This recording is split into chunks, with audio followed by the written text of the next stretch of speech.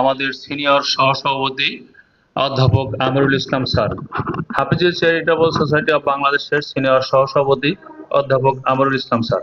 সম্মানিত উপস্থিতি, আসসালামু আলাইকুম ওয়া রাহমাতুল্লাহি ওয়া বারাকাতুহু। Hafezi charitable society of Bangladesh কর্তৃক আয়োজিত আজকের ইফতার দোয়া ও ইফতার মাহফিলে আপনাদের সবাইকে সাদর সম্ভাষণ জানাচ্ছি, শুভেচ্ছা জানাচ্ছি। রমজানের এই আজকে তৃতীয় রমজানের এই পবিত্র মুহূর্তে আপনাদেরকে পেয়ে আমরা খুবই আনন্দিত। আপনারা স্বতঃস্ফূর্তভাবে আমাদের আমন্ত্রণে সাড়া দিয়ে অনেক ব্যস্ততার মাঝেও সময় করে আপনারা যে এসেছেন, এজন্য আমরা আপনাদেরকে আন্তরিক মোবারকবাদ জানাচ্ছি। Hafezi charitable society of Bangladesh এটি হচ্ছে একটি অরাজনৈতিক সেবামূলক অলাভজনক একটি সেবামূলক প্রতিষ্ঠান, যে প্রতিষ্ঠানটি যাত্রা করেছিল 2015 সালে হাফেজি হুজুর রহমতুল্লাহ আলাইহির নামে।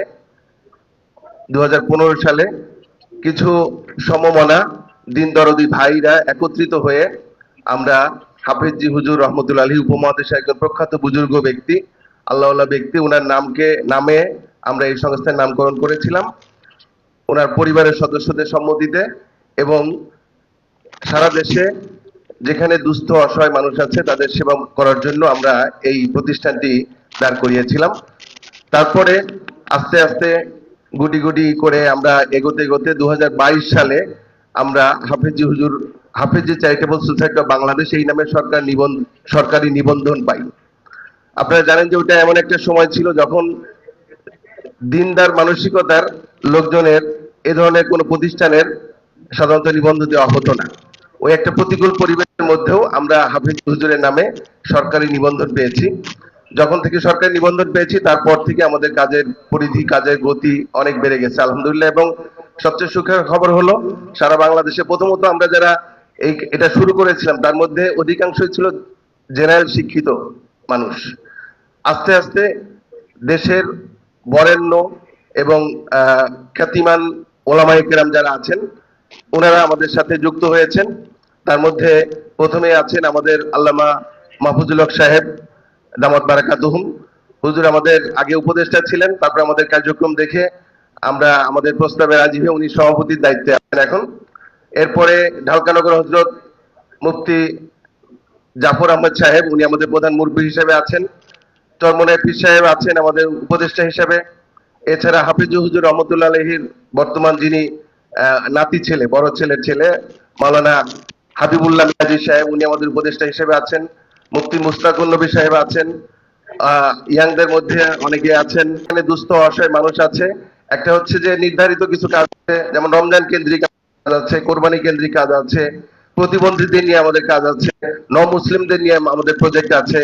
এছাড়া আমাদের জান্নাতের খোঁজে নেওয়া একটা প্রকল্প আছে, যেটার মাধ্যমে গরিব, অসহায়, দুস্থ, জটিল, কঠিন রোগীদের চিকিৎসা সেবা দেওয়া হয়। তো এভাবে করে আমাদের সারা বছর ব্যাপী বিভিন্ন রকম সেবামূলক কার্যক্রম দেশের মধ্যে চলে থাকে। এরপরে একটা সময় থেকে আমরা দেশের গণ্ডি পেরিয়ে দেশের বাইরেও বিভিন্ন জায়গায় সেবামূলক কার্যক্রম, আপনারা জানেন যে ফিলিস্তিনে গাজা যখন থেকে একটা সময় আমরা এখান থেকে আমরা আর্থিক সহায়তা পাঠিয়েছি, বাংলাদেশ থেকে এম্বাসির মাধ্যমে আমরা মেডিসিন পাঠিয়েছি। তারপরে যখন আমরা সুযোগ করতে পেরেছি এখন সরাসরি আমরা মিশরে গিয়ে ফিল্ম পরিচালনা করতে পারছি। এটা 2024 সালে নভেম্বর মাস থেকে। তার আগ পর্যন্ত আমরা দেশের থেকে বিভিন্ন সময় ওনাদের জন্য অনুদান পাঠিয়েছি। অর্থাৎ আমরা এটা একটি সেবামূলক প্রতিষ্ঠান সারা দেশের মধ্যে এবং দেশের গণ্ডি পেরিয়ে আমরা ফিলিস্তিনের গাজা, বর্তমানে সুদানে আপনারা জানেন যে কোটির মতো মানুষ ঘর বাড়ি, সে অবস্থায় মানুষ মারা যাচ্ছে। তো সেখানে আমরা সেবামূলক কার্যক্রম পরিচালনা করছি। তুরস্কে এর আগে ভূমিকম্প হয়েছে, সেখানে আমরা সেবামূলক কার্যক্রম চালিয়েছি। গত বছরে আপনারা জানেন আফগানিস্তানে ভয়াবহ ভূমিকম্প হয়েছে, সেখানে প্রায় 20,000 মানুষ হতাহত হয়েছে, নিহত হয়েছে, আহত হয়েছে। তাদের জন্য আমরা সরাসরি গিয়ে সেবামূলক কার্যক্রম পরিচালনা করেছি। অর্থাৎ বাইরে বিভিন্ন জায়গায় যেখানে নির্যাতিত, নিপীড়িত, অসহায়, দুস্থ মানুষ আছে সেখানে আমরা সেবামূলক কার্যক্রম। এটার উত্তর হচ্ছে যে আপনাদের মতো, আপনারা এখানে যারা আছেন, আমরা এখানে যারা সমবেত হয়েছি, আমাদের মতো মানুষই যাদের সামর্থ্য আছে তারা 2 টাকা থেকে শুরু করে 2 লক্ষ টাকা বা তারও বেশি পরিমাণ, যার যেরকম সামর্থ্য আছে, দেশের ভিতর থেকে এবং দেশের বাইরে যারা বাংলাদেশি মানুষ আছে কোনো এখানে কোনো সরকারি অনুদান নাই।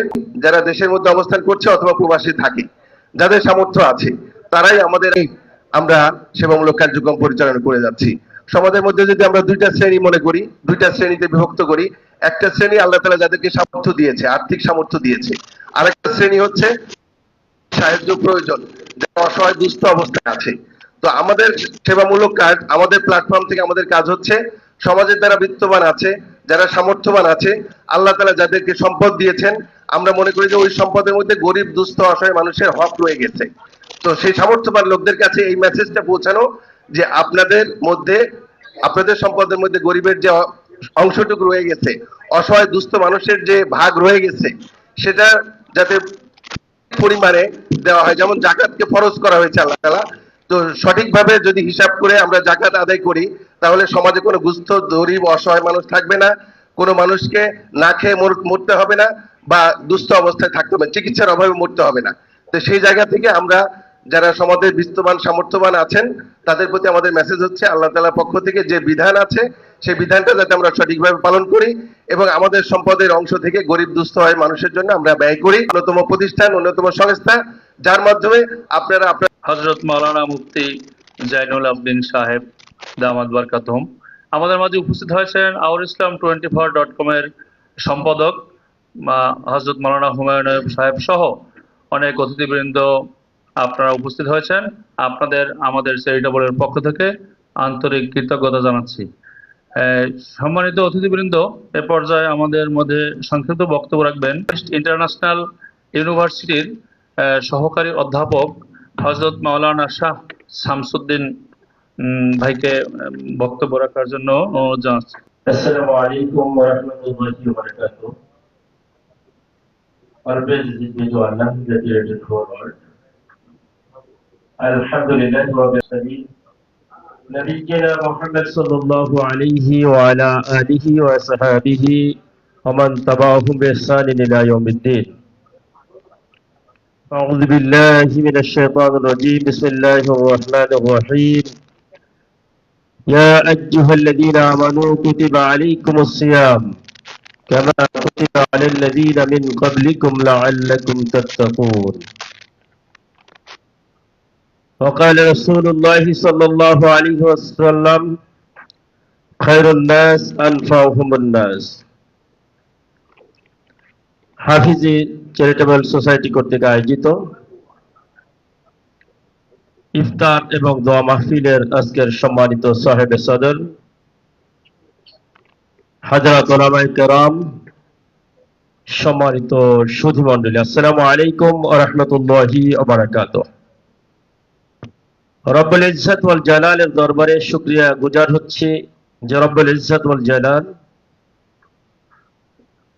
ইফতারের পূর্ব মুহূর্তে দোয়া কবুলের মুহূর্তে আল্লাহ রাব্বুল আলামিন তার প্রতিমা গোলামকে জান্নাতের বাগান তথা দ্বীন মজলিসে একত্রিত হওয়ার মধ্যে তৌফিক এনায়েত করলেন। সেই মহান মালিকের দরবারে আমরা সিজদাত ও শুকর আদায় করছি, বলে উঠুন আলহামদুলিল্লাহ।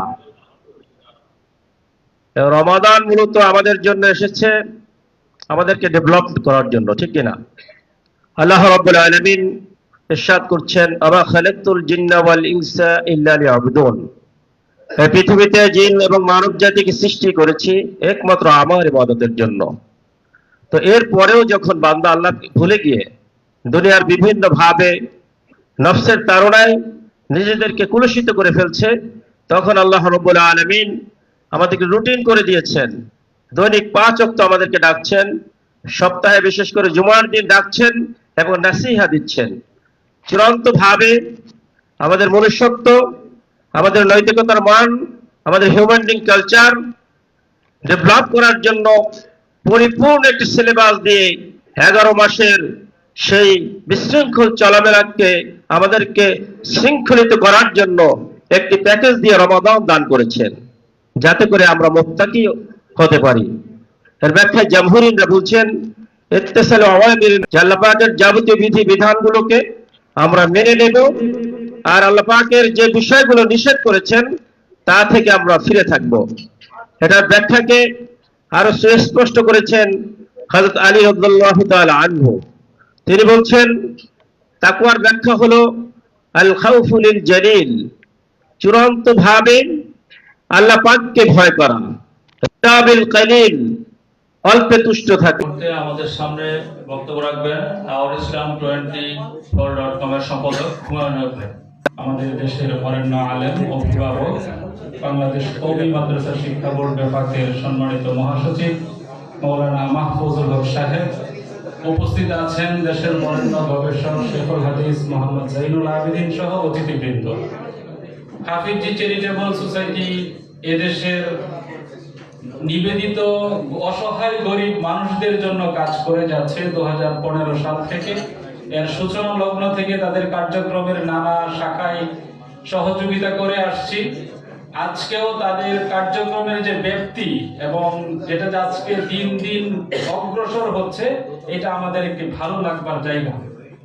হাফিজি চ্যারিটেবল যে ছোট্ট জায়গা থেকে আজকে কাজ করছে, এটা আমাদেরকে তৃপ্তি দেওয়ার মতো। তাদের আমানতদারি, তাদের দিয়ানতদারি, এবং তারা নানান রকমের পলিসি করে, বুদ্ধি করে, পরিকল্পনা করে এদেশের অসহায় মানুষদের পাশে দাঁড়ানোর একটি চেষ্টা করে যাচ্ছে। বিশেষ করে আমাদের আমিরুল ইসলাম ভাই এবং আমাদের রাজ ভাই আজকে এখানে উপস্থিত নেই, তাদেরকে ধন্যবাদ জানাই। আমরা যারা একত্রিত হয়েছি, চ্যারিটেবলকে কেন সহযোগিতা করব?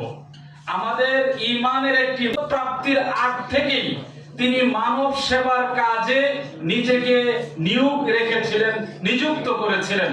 হযরতে খাদিজাতুল কুবরা রাদিয়াল্লাহু তাআলা আনহা হযরত রাসূলকে সান্ত্বনা দিয়ে বলেছিলেন, ইন্নাকা লা তাসিলুর রাহমা ওয়া তাহমিলুল কাল্লা ওয়া তাকসিবুল মা'দুমা। আপনি এটা করেছেন। আমরা যারা মুহাম্মদুর রাসূলুল্লাহকে বিশ্বাস করি, আমরা যারা আমাদের ভালোবাসার জায়গা মুহাম্মদুর রাসূলুল্লাহকে বিশ্বাস করি, আমরা দ্বীনি মানব সেবার যে কোনো কাজকে আমরা সহযোগিতা করব। সর্বশেষ রমজানুল মুবারক রাসূল কিভাবে কাটাতেন? হযরতে আম্মা জান আয়েশা সিদ্দিকা রাদিয়াল্লাহু তাআলা আনহাকে জিজ্ঞেস করা হয়েছে রমজানে। এর মধ্যে একটি কাজ হলো রাসূলুল্লাহ সাল্লাল্লাহু আলাইহি ওয়াসাল্লাম রমজান আসলে কোমরে গামছা বেঁধে মানুষের সেবায় নিয়োজিত হয়ে যেতেন। আজকে যারা উপস্থিত আছি, আমি সহ সকলের প্রতি আমাদের বিনীত অনুরোধ থাকবে, মানুষের কল্যাণে, জন অসহায়দের কল্যাণে, দুঃখীদের মুখে হাসি ফোটানোর জন্য আমরা কাজ করব। হাফিয়া কাসেম ননতবী রহমতুল্লাহ আলাইহি, রামপুরা, ঢাকা মাদ্রাসার সম্মানিত শাইখুল হাদিস, বিশিষ্ট লেখক ও গবেষক মাওলানা জাইনুল আবেদিন দামাত বরকাতুহু আলিয়া হযরতকে তার গুরুত্বপূর্ণ বক্তব্য পেশ করার জন্য বিনীত অনুরোধ করছি। আছে এটা আমাদের এই উপমহাদেশের যে শেকড় ইসলামের জায়গা থেকে, সেই শেকড়টাকেও যদি আমরা পড়তে চাই, বুঝতে চাই, ভাঙতে চাই, তো সেখানেও দেখবো যে মানব সেবার দিকটা অতীব উজ্জ্বল। মুহাম্মদুর রাসূলুল্লাহ সাল্লাল্লাহু আলাইহি ওয়াসাল্লাম মদিনা মুনাওয়ারায় উঠেন, তখন মদিনা মুনাওয়ারায় প্রবেশের আগে তিনি যে সংক্ষেপে 3 লাইনের বক্তৃতা করেছেন, সেখানে তিনি একথাই বলেছেন, সালাম ওয়া আতিমুত তাআম সাল্লু ওয়ান নাসু নিয়াম। 3টা কাজ তোমরা করবে, সালামকে ছড়িয়ে দেবে এবং ওয়া আতিমুন নাস, মানুষকে খাওয়াবে, সাল্লু ওয়ান নাসু নিয়াম, তাহাজ্জুদ পড়বে, তাদখুলুল জান্নাতা বিসালাম।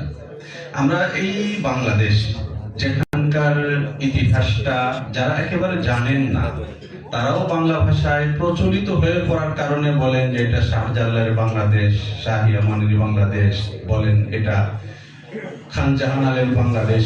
তো এই যে পীর মাশায়েখের নামগুলো আমরা নিই, যারা ইতিহাসের গবেষক মানুষ, তারা ইতিহাস ঘেটে এটা আমাদেরকে জানাচ্ছেন যে এখানে পীর মাশায়েখের হাত ধরেই এখানকার মানুষ ইসলাম কবুল করেছেন।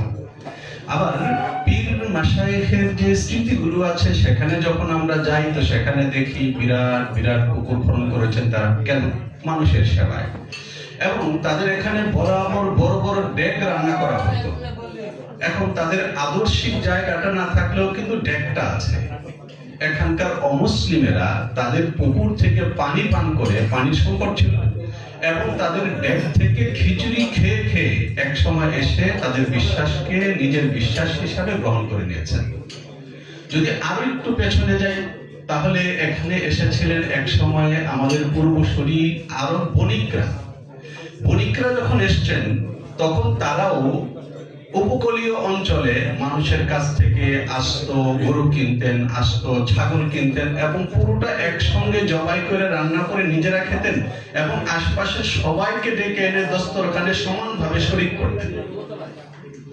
স্থানীয় লোকেরা যেহেতু হিন্দু ধর্মের কালচারে আগে থেকে অভ্যস্ত ছিলেন, তাই তারা জানতেন যে এখানে তো একজন একটা গ্লাস দিয়ে পানি পান করলে সেই গ্লাস দিয়ে আরেকজন পানি পান করে না। আর এই অপরিচিত বিদেশিরা তারা নিজের টাকায় ছাগল কিনলো, নিজের টাকায় গরু কিনলো এবং আস্তটা রান্না করে ঠিক তাদের মতো করে আমাদেরকে খেতে দিচ্ছে।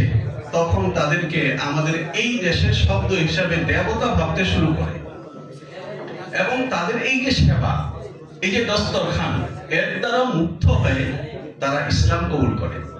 মূলত দস্তরখানের ভেতর দিয়ে, সেবার ভেতর দিয়ে, আন্তরিকতার ভেতর দিয়ে, হাত ধরে পাশে বসিয়ে দেওয়ার ভেতর দিয়ে হলে এদেশের মানুষ ইসলাম কবুল করেছে। আমি বলতে চাচ্ছি যে হাফিজি হুজুর চ্যারিটেবল সোসাইটি যে একটা সেবা সংস্থা, তার নাম হাফিজি হুজুর কেন হবে? মূলত সেবা যে জিনিসটা আছে, সেবা বলা হয় যে মানুষের এমন সাহায্য করা যার কোনো বিনিময় গ্রহণ করা হবে না। আজকে আমাদের দেশে প্রচলিত এনজিও গুলো সেবার মর্মটাকেই বিকৃত করে দিয়েছে। তারা একটা সুদী বাণিজ্যকে এখানে সেবা নামে চালান দিচ্ছে, অথচ ইসলামের নবী পৃথিবীকে সর্বপ্রথম শিখিয়েছেন যে সেবা জিনিসটা কি। যদি আমরা আমাদের নবীজি মুহাম্মদুর রাসূলুল্লাহ সাল্লাল্লাহু আলাইহি ওয়াসাল্লামের জায়গায় যাই, তাহলে দেখি যে জঙ্গে আহজাব, যেটাকে সর্বদলীয় যুদ্ধ বলা হয়, যে মক্কার মুশরিক এবং মদিনার ইহুদিরা সহ সবাই সম্মিলিতভাবে একসঙ্গে মুসলমানদের বিরুদ্ধে যখন যুদ্ধ করতে এসে পরাজিত হয়ে চলে গেছে, তারপর সেখানে গিয়ে যখন তারা দুর্ভিক্ষে পড়েছে, মুহাম্মদুর রাসূলুল্লাহ সাল্লাল্লাহু আলাইহি ওয়াসাল্লাম ওই সময় মদিনা থেকে চাঁদা করে তারপর তাদের জন্য সাহায্য পাঠিয়েছেন। এটা হলো ইসলামের নবী এবং এটা হলো ইসলাম। মূলত মুহাম্মদুর রাসূলুল্লাহ সাল্লাল্লাহু আলাইহি ওয়াসাল্লাম ইসলামকে এমন এক চারিত্রিক বলে প্রতিষ্ঠিত করে রেখে গেছেন, যখনই মুসলমানগণ পূর্ণাঙ্গভাবে ইসলামকে ধারণ করবে, ইসলামকে পূর্ণাঙ্গভাবে চর্চায় আনবে, তখন পৃথিবীর কোন শক্তি ইসলাম এবং মুসলমানদের সামনে ইজ্জতের সঙ্গে দাঁড়াতে পারবে না।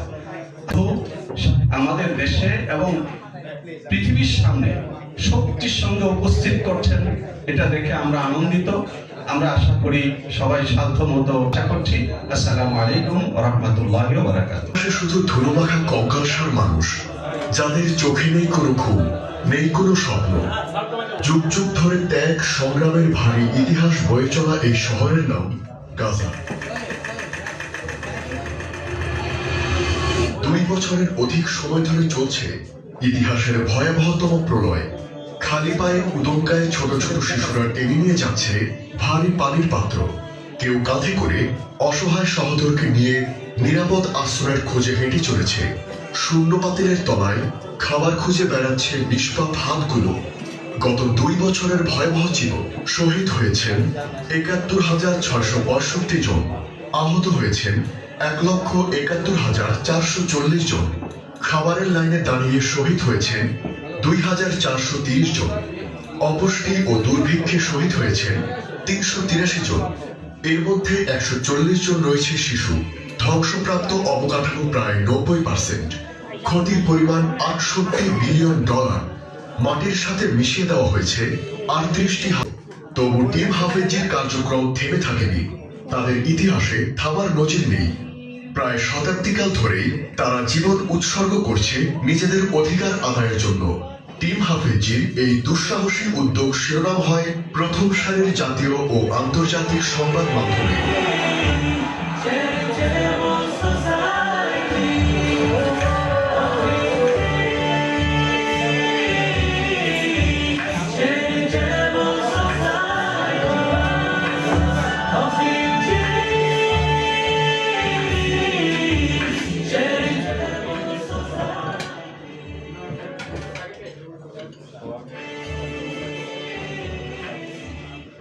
গাজার মাটি থেকে আল জাজিরা সরাসরি সম্প্রচার করে টিম হাফেজির কার্যক্রম। বাংলাদেশের ইতিহাসে সেবামূলক কোন সংগঠনের জন্য এটি প্রথম বিরল স্বীকৃতি, এটি প্রথম অভূতপূর্ব অর্জন। শুরু থেকেই তারা পৌঁছে দিচ্ছে রান্না করা খাবার, বিশুদ্ধ পানি, শিশু খাদ্য, পোশাক, শীত বস্ত্র, তাবু ও নগদ অর্থ। ঈদের দিনে কোরবানির গোশত পৌঁছে দিচ্ছে গাজার মানুষের হাতে হাতে।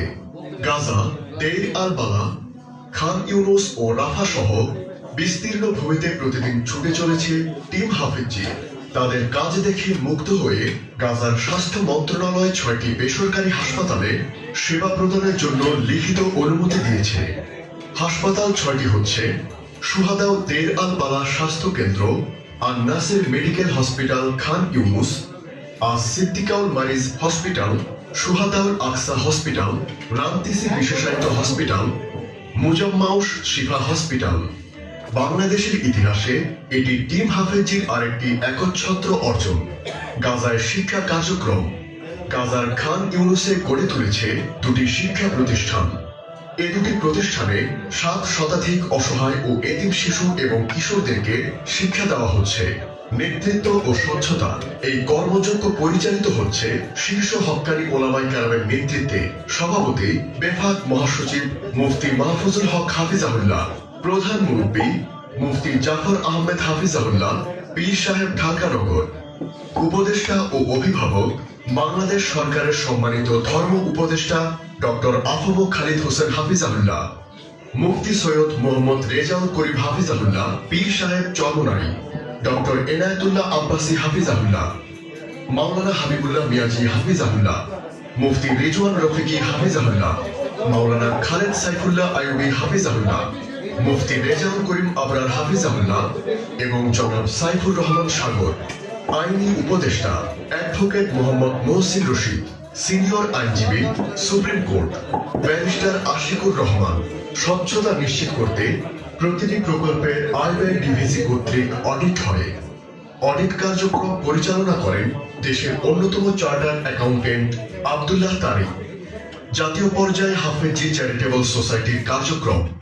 বাংলাদেশেও বিভিন্ন প্রজেক্টের আওতায় বহুমুখী সেবা কার্যক্রম পরিচালনা করছে টিম হাফেজি। প্রত্যন্ত অঞ্চলে মক্তব প্রতিষ্ঠা। এই প্রজেক্টের আওতায় দেশের অনুন্নত অঞ্চলগুলোতে মক্তব প্রতিষ্ঠা করা হয়। এসব মক্তবের কল্যাণে গ্রামের অন্ধকারে হারিয়ে যাওয়া শিশুরা পাচ্ছে কোরআন শিক্ষার আলো। মক্তবগুলো গড়ে উঠছে ঈমান ও নৈতিকতা শেখার কেন্দ্র হিসেবে। Muslim welfare programme. যারা ইসলাম গ্রহণ করে পরিবার ও সমাজ থেকে বিতাড়িত ও বঞ্চিত, তাদের পাশে দাঁড়ায় হাফেজি চ্যারিটেবল সোসাইটি। চিকিৎসা, শিক্ষা, আর্থিক সহায়তা ও পুনর্বাসনের মাধ্যমে তৈরি করে দেয় তাদের নিরাপদ আশ্রয়। প্রজেক্ট জান্নাতের খোঁজে। এই প্রজেক্টের আওতায় দেশ জুড়ে ফ্রি মেডিকেল ক্যাম্পের মাধ্যমে ঔষধ বিতরণ করা হয় এবং বড় অপারেশন ও কেমোথেরাপির ব্যবস্থা করা হয়। এর ফলে লাখো মানুষের হতাশাগ্রস্ত জীবনে ফিরে এসেছে বাঁচা ও আশার আলো। ইতিমধ্যেই 350টির বেশি অপারেশনের সম্পূর্ণ ব্যয়ভার এবং লক্ষাধিক মানুষকে ফ্রি মেডিকেল ক্যাম্পের মাধ্যমে চিকিৎসা সেবা দিয়েছে এই প্রকল্প। প্রজেক্ট মেহমানদারি। এই প্রজেক্টের কল্যাণে অসহায় এতিম ও পথ শিশুরা প্রতিদিন পাচ্ছে মানসম্মত খাবার। ভালোবাসা ও আতিথেয়তার ছায়ায় বেড়ে উঠছে দেশের ভবিষ্যৎ প্রজন্ম। শীতবস্ত্র, ইফতার ও ঈদ সামগ্রী বিতরণ। কনকনে শীতের মৌসুমে শীত বস্ত্র, রমজানে ইফতার সামগ্রী আর ঈদের সময় গোশত ও উপহার সামগ্রী বিতরণ করে হাফেজি চ্যারিটেবল সোসাইটি। দুঃখী মানুষের সাথে ভাগাভাগি করে নেয় তাদের সকল সুখ দুঃখ। গভীর নলকূপ প্রকল্প।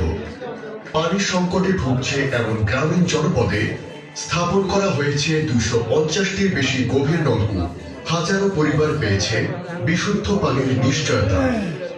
স্বাবলম্বীকরণ প্রজেক্ট। এই প্রজেক্টের আওতায় 1000 মা বোনকে দেওয়া হয়েছে সেলাই মেশিন ও গবাদি পশু। আজকে তৃতীয় রমজানের ঠিক ইফতার পূর্ব মুহূর্তে আমাদের সম্মানিত সুধীবৃন্দ, বিশিষ্ট ওলামায়ে কেরাম, এলাকার দেশের গণ্যমান্য ব্যক্তিবর্গ, শুরুতে আমি হাফেজি চ্যারিটেবল সোসাইটি অফ বাংলাদেশের পক্ষ থেকে আপনারা আপনাদের গুরুত্বপূর্ণ সময় দিয়ে আমাদের এই আয়োজনকে সাফল্যমণ্ডিত করার ক্ষেত্রে যে সহযোগিতামূলক ভূমিকা রেখেছেন, এজন্য আপনাদের সকলকে জানাই আন্তরিক মোবারকবাদ, ধন্যবাদ। আপনাদেরকে জানাই শুকরিয়া। আমাদের এই হাফিজি চ্যারিটেবল সোসাইটি অফ বাংলাদেশের কার্যক্রমের কিছু বিবরণ আপনাদের এই ডকুমেন্টারির মাধ্যমে আপনাদের সামনে উপস্থাপন করা হয়েছে এবং কিছু আলোচনা শুরুতে আমাদের সিনিয়র সহসভাপতি জনাব আমিরুল ইসলাম সাহেব আপনাদের সামনে তুলে ধরেছে। আলহামদুলিল্লাহ, হাফিজি চ্যারিটেবল সোসাইটি অফ বাংলাদেশ দেশের বিভিন্ন অঞ্চলে সেবা, শিক্ষা, মানুষকে স্বাবলম্বী করা, যে কোনো অসহায় মানুষের পাশে দাঁড়ানো, এই কাজগুলা তার সামর্থ্যের আলোকে আঞ্জাম দিয়ে যাচ্ছে। শুধু দেশেই নয়, দেশের বাহিরে যেখানেই মজলুম মানুষ, গাজা, সুদান, আফগানিস্তান, যেখানেই মানুষ বিপর্যস্ত অবস্থায় পড়েছে, হাফিজি চ্যারিটেবল সোসাইটি অফ বাংলাদেশ তার সামর্থ্যের আলোকে তাদের পাশে দাঁড়ানোর জন্য সচেষ্ট হয়েছে। আমরা দেখছি, শুনছি যে গাজায় দীর্ঘ 2 বছর ধরে যে জুলুম অবিচার চলছে, যে নারকীয় কাণ্ড ঘটছে, সেখানে আলহামদুলিল্লাহ সে সকল মজলুম নারী পুরুষ নির্বিশেষে সকলের জন্য হাফিজি চ্যারিটেবল সোসাইটি অফ বাংলাদেশ তার সামর্থ্যের আলোকে সহযোগিতামূলক ভূমিকা রেখে চলেছে। কিছুদিন পর পরই হাফিজি চ্যারিটেবলের পক্ষ থেকে প্রতিনিধি দল সরাসরি মিশরে গিয়ে সেখানের স্থানীয় লোকজনের সমন্বয়ে গাজার ভিতরে আপনাদের দেওয়া আমানত, যারা হকদার, তাদের পিছনে ব্যয় করা, তাদের কাছে পৌঁছে দেওয়ার দায়িত্ব যথাযথভাবে আঞ্জাম দেওয়ার চেষ্টা করছে।